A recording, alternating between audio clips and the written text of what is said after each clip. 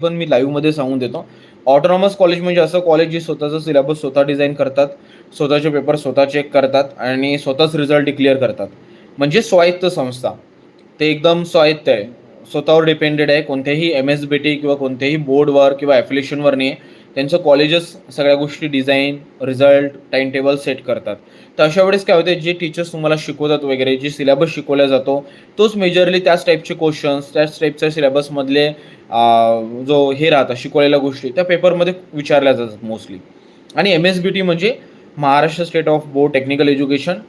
हे centralise board आहे, म्हणजे असं महाराष्ट्राचं एक टेक्निकल बोर्ड आहे, जे स्वतः पेपर डिझाईन करतात, स्वतः पेपर चेक करतात, स्वतःच टाइम टेबल डिक्लेअर करतात, स्वतःच रिझल्ट डिक्लेअर करतात. तर अशा वेळेस तुमचे पेपर जे आहे ते कुठे पण चेक करायला जाते. समजा तुम्ही एखाद्या नॉन ऑटोनॉमस कॉलेजमध्ये आर-व्हीचा स्टुडंट, तर त्याचा पेपर माहिती पुण्याला जात आहे, मुंबईला जात आहे, जसं आपल्या 10वीच्या बोर्डमध्ये होते तसं म्हणजे एम-एस-बी-टी बोर्ड.